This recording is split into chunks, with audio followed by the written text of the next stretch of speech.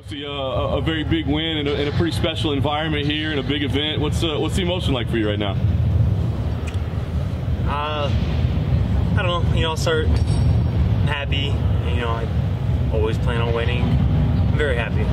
I just fought out my contract. This may be my last fight here. I don't plan on it being. I'd like to resign. I would just like a little bit more money.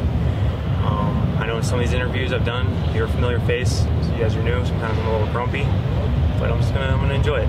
So I'm gonna really enjoy this whole experience. So conscious decision on your part to come in on the last fight. I mean, was there a deal offered and you said, let's ride it out and see what happens? Yeah, I know I'm worth a little bit more, and I laid a nice bet on myself and wanted to come out and show. I am a finisher. I got to the UFC and I had a real dominant first performance, and then I didn't perform the way I wanted to in my last two outings. I found out I was having my first child right before Marcel, and so my mind was elsewhere, and then I really wanted to get a fight booked before my last one, and the timing didn't work out. I made offers to fight all kinds of people, all kinds of weight classes, really just anything, and it got pushed to very close to the birth of my child, so I had some other stuff on my mind.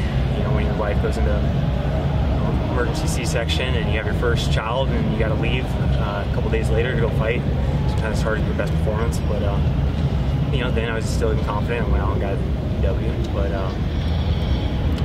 so I decided to show my worth, and I knew I'm back to my old ways, and I got a great team back at Power MMA with absolute monsters, and I got the best coaching staff in the world, and now it's easy. I just show up. And like I said, I knew I'd do great. I made that bet on myself, and I did come out and I did great. I got a finish, so now I'd like, let's see what happens.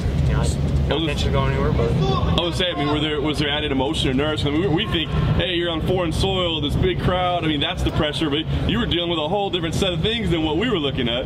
Nope, fighting's the same. I've said it in all my interviews. It's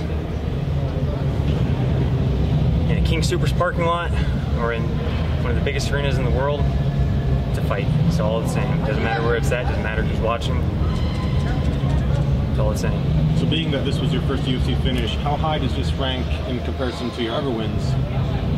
I think I was saying earlier, I've never been happy. And, I get down with these fights and I'm grumpy, and sometimes, sorry about that.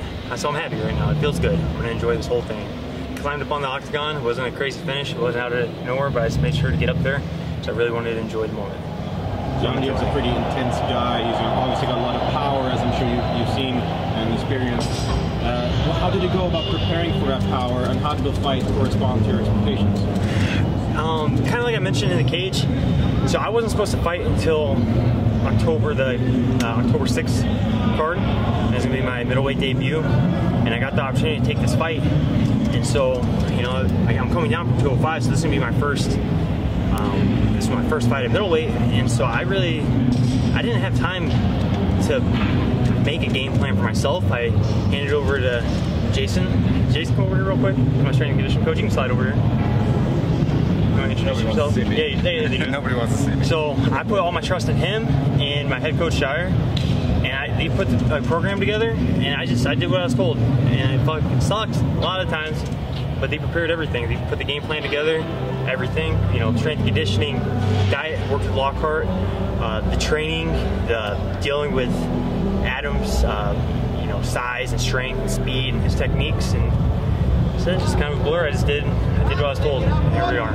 So ideally, what comes next? I mean, I guess you're a free agent at this point, but if in a perfect world, a perfect scenario, do you get a UFC deal done quick? Do you fight against it? What's the perfect scenario for you? It'd be pretty cool. I got to talk with whoever I need to talk to and get this figured out.